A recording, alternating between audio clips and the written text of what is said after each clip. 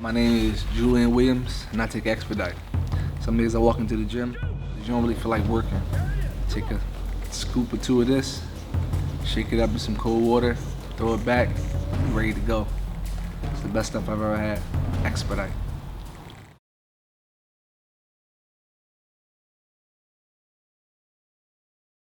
Hey everybody, Marcos Villegas here in Las Vegas, being joined with Chris Algieri, who actually fought twice already this year, but we're going to talk a little bit about your fights, but we're going to talk about this right here, The Fighter's Kitchen, your new book that came out, over 100 recipes inside there. I've always known you as a guy that's smart with nutrition and nutrition plans, so this to me just seems like the natural thing for you to do and come out with.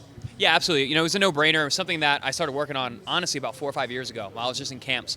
And cooking, I think everyone who follows my social media knows that cooking is a big part of my training and my life. So for me to just kind of go through it, write down the recipes, it was a no-brainer. You know, we put it together, and honestly, it just fell into my lap. The Random Penguin House and DK Books reached out to me with this idea to offer the book, and I was like, oh man, I'm way ahead of you. I've been working on this for years. So we put it down and put the pen and paper and made it happen. So how do you decide like what makes it in the book and what do you want to share and all that? So it's wild. So it's 100 recipes. So at first I was like, that's crazy. I don't have 100 recipes. Then after going through it and deciding on the regular foods that I eat, I can do another 100 recipes right now. I have so many recipes, and it's really amazing when you really think about it, how many different ingredients and different things that you can prepare and put together out of just regular grocery foods. So these are all recipes that you've made at one point or the other during your whole entire life. Many times, yeah. So, and a lot of them are recipes that I developed while in training camp.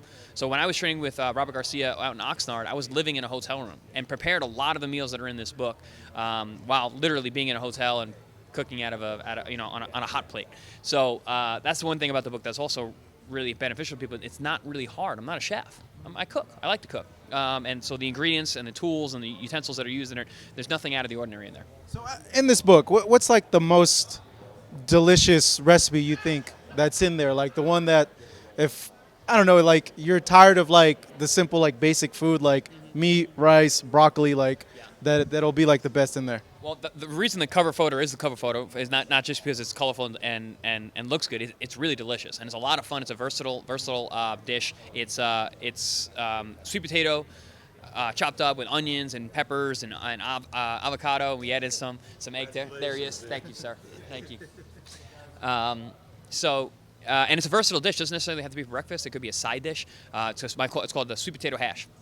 Okay. Mm-hmm. So I'm gonna go through it real quick because these recipes are very versatile, and it's available now, right? Yes, it came out June the 4th. It's available in Barnes & Noble. It's available on Amazon.com. For how much, Chris? I believe it's on a sale price right now for $13.99. All right, so my things are sandwiches and smoothies, and I'm seeing here, you got an avocado twist tuna wrap, salad, seared tuna wraps, pink smoothies, beat down shake, which that's a clever little name there. Yeah.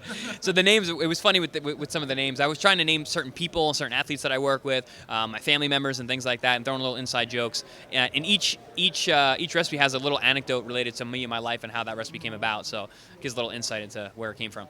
Yeah, the beat down shake. The beats kind of beat you down on the inside too, right? Yeah. But they're also great. It's a great pre-workout because beet actually contains a lot of nitrates, which are vasodilators, opens up your blood vessels, allow more blood to flow into an area. So it's really good for like right before you train. So how's life now, Chris? You got this out, which is great. You're branching out, but you had been doing that for a while now. But like I mentioned earlier, 2 fights in already in 2019. Yeah. A third fight in 7 months, and we taking real fights, fighting some tough guys out there. So we're just kind of getting things going. But in terms of what you said, like you're asking, life's great. Life's great. I'm doing a lot of good things, a lot of things that I'm enjoying. I've kind of taken a new idea on life. I mean, if it's not fun, I'm not doing it. So I'm having a lot of fun. So boxing's still fun. Oh, boxing's still fun. Ton of fun. Fight weeks are fun. Fight nights are fun. My last fight, I had a lot of fun in the fight, and it was a fun fight to watch after. So, still having fun. So in terms of that, you're having fun, which is great. But I guess what's the goal for you? Like, what is it? Just having fun, being active, or there's like a method behind all this? this game is fun, but it's also very dangerous, and I know that there's a finite amount of time that I can do it. So I'm here to be a world champion. That's my goal. And when I came with my comeback, I knew it wasn't a smash and grab job for me. It wasn't like, all right, get one fight and then go fight the big guys. I wanted to earn my way, work myself up the rankings, beat good guys, earn my title shot, and go out there and close this chapter of my career. So how close are you to that? I think pretty damn close. I'd like to fight for a title this year. Like I said, I've been really busy. I want to fight twice more this year. So if I can do that, if I can stay busy, keep winning, keep beating top guys, I think a title shot's looming very soon. What are you the most comfortable at in terms of like weight? What's that? What am I? Most comfortable at in terms of weight? I think 140 is my weight class. Yeah, it's my last fight. Made the 140 the easiest probably I never have in my career, which is wild. And I felt awesome on fight night. I could have won 20 rounds that night. Usually you get older, you move up in weight. So like, is the secret this stuff, or what it like? Honestly, it's just all the years of fine-tuning my body and knowing my body, and I think just figuring out what works for my body at this point. Like I would say for this camp, this is the least I've ever checked my weight leading up to a fight. I just knew that my body was getting in the right place. I knew from seeing how I was performing, how I was feeling, how I looked. And I'm like, I'm getting there. People could ask me, what do you weigh? I'm like, I don't know. A couple weeks, it would be 2 weeks out. Like, what do you weigh? I don't know. I'm not worried about it. I'm worried about my performance. And I think that really paid off because by the time it was time to actually make the weight, we were right there and it didn't take a whole lot out of me.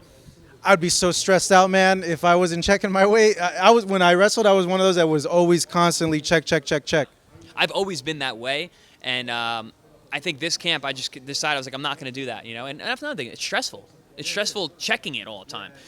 Because then you're like, oh, fuck, I got a week and I got to drop like 11 pounds. Like, oh, shit. You drink some water, you have a heavy meal or a heavy day, and it's like, oh. That's the worst. It's the worst eating when you have your weight cut in mind because you're thinking like, shit, I can't have another bite. And then it's like, nah, like, I want another bite. I feel tired. Like, I'm not going to have energy. And you start like thinking, nah, I deserve it. I grind all this. One bite's not going to make me gain a pound. And then sometimes it ends up fucking shit up. Man. That was the realest thing I've heard. That's absolutely true. Yeah. And then you get all mad at seeing everybody eat. Yeah, I've always been pretty good with that. Like, I'm always been the kind of person like, listen, you enjoy. I'm gonna eat again. I've eaten before. It's gonna happen. But honestly, even when I cut, like, I eat, man. Everyone's always surprised how much I eat leading up to fights and during training camps, and the foods that I eat. And a lot of them are right in this book. Not me. I'd have to hide. And the worst thing is, it's funny because you lived at home for a lot of your career. So I remember my mom would like try to like force feed me food and be like, no, you need to eat. I'd be like, Mom, get away. Like, I can't eat. Like, being at home, like home cooking all the time, I would imagine that might have been a struggle, right? In high school, we used to have T-shirts. I was a wrestler too, and we had our wrestling moms and whatnot, and they would wear shirts that said "Don't feed the wrestlers." Yeah. So like it's like, yeah, keep it away from these guys. And when I used to do it in high school, I was miserable. I just cut weight like such an idiot. If I knew then what I know now, forget it. I would have been a national champion wrestler. Yeah, you probably cut weight the way I did, not the smart way. What's the biggest weight cut you had to do?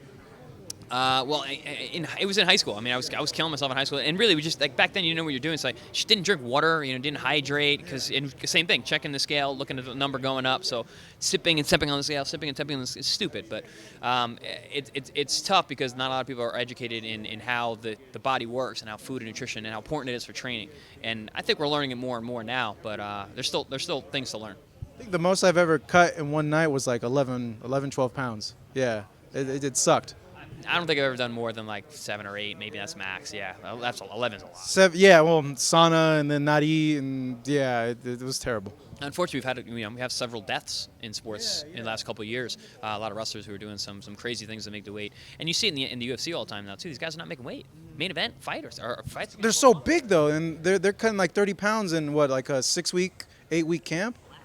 Like more weight in less time, and a lot of times they hold it off to the last minute. And that's one thing from my work with boxers versus MMA athletes.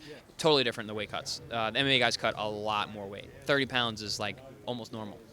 It doesn't make sense because they still perform pretty well even with those deep weight cuts. And we see with boxing, when some of the guys do weight cuts, very deep cuts, their performance kind of suffers. Why is that? I think it has to do with the sport itself. Like with the wrestling aspect of MMA, allows for the size difference to be really important, where boxing is much more of an aerobic movement, endurance-based sport. There's no time to rest in a boxing ring. And MMA guys say that all the time. When they train with boxing, when they spar, it's like, I just get so tired. Like, there's no resting. Because 3 minutes of every round, you're fighting, and everything in boxing is fast. Everything's explosive. Even if you're not a fast fighter, you're moving fast, and everything has to be, high intensity. So I think that's really the difference. Even though MMA is very explosive, there are parts that are slower. The ground stuff, the takedowns, those kind of things. Even kicks. Like I'm coming from a kickboxing background. Kicking takes a lot of juice out of you, but at the same time, they're slower and takes more time. It's not like punching where it's so many fast movements and no chance to really catch your breath. Let me ask you an interesting thing. So the heavyweight fight, we saw a guy that was muscle-bound, muscular, in Anthony Joshua, and you think this guy's the apex of an alpha male athlete. You look at him, and then you look at a guy at Andy Ruiz, and you're like, what the heck? That makes no sense. Like, why is this guy so athletic? When it comes to endurance and body types, why is it a guy like Andy Ruiz seems like he can go and go and go, and a guy like Joshua can't? Another example is my buddy, Adam Konowski. Yeah, Adam, yeah. Not the body beautiful, but you look at him and he's a machine. He throws and throws and throws. Throws a ton of punches, has power late in fights. You would never think from his physique that his endurance would be where it's at. And that's just the way he is. And honestly, it comes down to genetics. Andy has some very particular gifts. He has quick hands. He has power. It doesn't really matter what his body looks like. It's not a fitness competition. It's not a physique, competition. I think it has to do with genetics. It has to do with heritage. Him having a Mexican background, carries body fat differently. Maybe he's got more body fat than Joshua, but even other guys that may have similar body type fat levels, he might just look different. He might look fatter just because of the way he holds the weight. You see that in different races all the time. And then Anthony Joshua, maybe he could be too lean, because that's something too. My work with Division I athletes at Stony Brook University, I got to see a wider range of athletes other than just fighters and fight sports. And I would see that some of the football players, when they would get too lean, they actually would not perform their best, and they wouldn't recover the same way. Your body needs a certain level of body fat, and some people more than others. So Andy may not be better served if he were to lose that body fat. His body may be better prepared to fight, to train, and to recover from hard training sessions the way it is now. It's like a thing that always came up to me was when McGregor fought Mayweather, and Conor is like an elite athlete, but he gassed out after. But when you look at his MMA fights, same thing. He tends to hit a wall in the third round, which is 15 minutes into a fight. And I'm like, how is that? This guy like does all this like hardcore type of training. He's this bike training. Like how are these guys like hitting this wall and not being able to get past that and gassing out? I think with him specifically, especially when he was boxing, it was just kind of being in foreign territory, in terms of his boxing. He actually has good boxing skills, very good boxing skills, and he's obviously in elite shape. He always has been, always is. But he comes to that time, he's an explosive guy. Super explosive athlete, so his energy production, his rate of force production is very, very high. And if he doesn't allow his body to recover, rest, like it's like running sprints. If you're a very fast sprinter, if you run 10 of them in a row, you're gonna gas. It doesn't matter how good a shape you're in. So that active recovery in between, and that ability to, which Floyd is a master at, resting, breathing, catching your breath in between. That's why when Floyd, everything he does is fast and explosive, because in between he's resting. He's sitting there in his position. He's breathing. He's moving. He doesn't move his feet a whole lot. He's taking energy. He's recovering so he can be explosive and powerful again. So it's okay to be a little chubby. Is it optimal to be a little chubbier in these combat sports because of what you're saying? Like the body needs that extra stuff?